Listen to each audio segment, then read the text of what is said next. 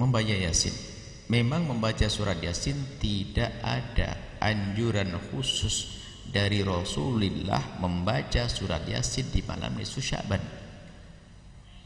Akan tapi ijtihad para ulama tentang surat Yasin yang dikatakan qalbul Quran dan sebagainya, itu masuk bab baru, yaitu tawassul dengan amal soleh.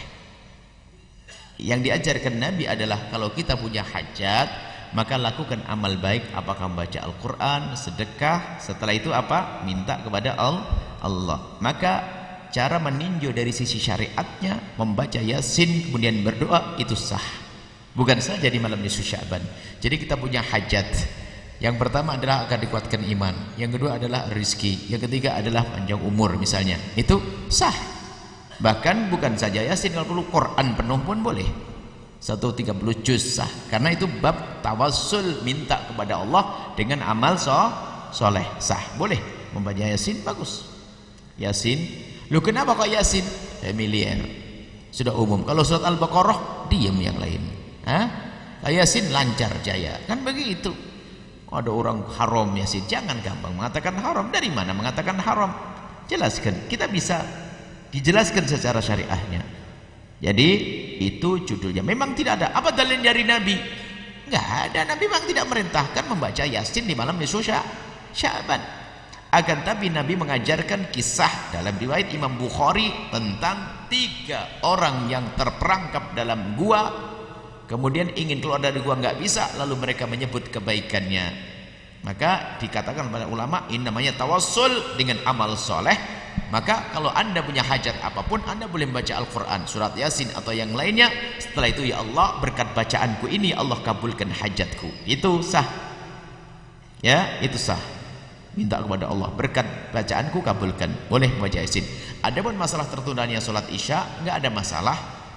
Bahkan ditemukan Nabi pernah melakukan sholat Isya agak malam. Jadi nggak apa-apa. Tapi yang penting adalah azan itu hendaknya di awal waktu. Maka ini ilmu azan bagi siapapun tukang azan. Kalau anda tukang azan yang mendapatkan gaji dari masjid, kalau azan anda terlambat tidak di awal waktu, gaji anda haram. Sebab tukang azan itu punya tugas yuraqibul waqt, memperhatikan waktu. Sebab waktu masjid ini menaranya ada mikrofonnya, menaranya untuk azan itu ditunggu oleh orang yang ada di kiri kanan, bukan yang di dalam masjid saja. Coba kalau anda terlambat azannya 1 jam, anda menyiksa orang yang dia itu mau pergi sama suaminya, mau berobat, nunggu bang mau sholat dulu, azan kita langsung sholat. Tak taunya anda terlambat setengah jam, 1 jam, anda nyiksa, anda zalim. Jangan sampai tepat azan hanya bulan puasa saja waktu maghrib.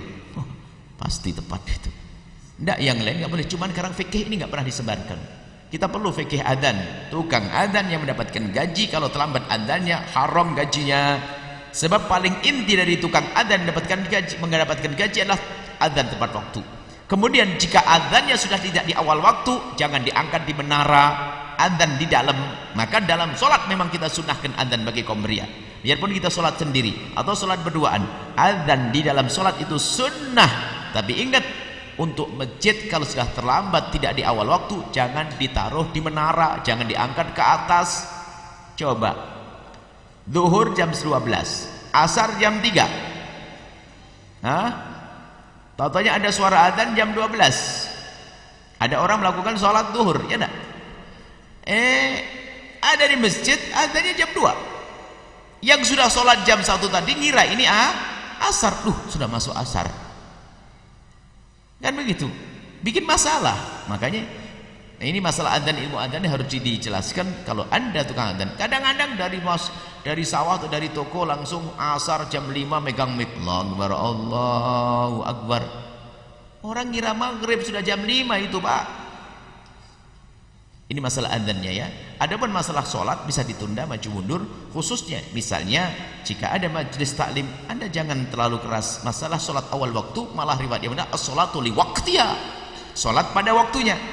Bukan masalah awal waktiha, sholat di waktiha. Memang awal waktu bara'atul dhimmah, ingin terbebas dari kewajiban, iya kalau bisa. Dalam fikih kita adalah namanya waktul afdal. Ada waktu fadilah. Waktu paling utama adalah setelah adzan, kemudian kita ngambil air wudhu, menutup aurat, langsung sholat sunnah, melakukan sholat, itu waktu fadilah. Iya, Akan tapi jika ada hajat boleh mundur. Termasuk diantaranya jika kita mengadakan pengajian habis maghrib memanjang, kemudian waktu adzan masuk kumandangkan adzan, majelis dilanjutkan lagi, nggak apa-apa, nggak ada masalah.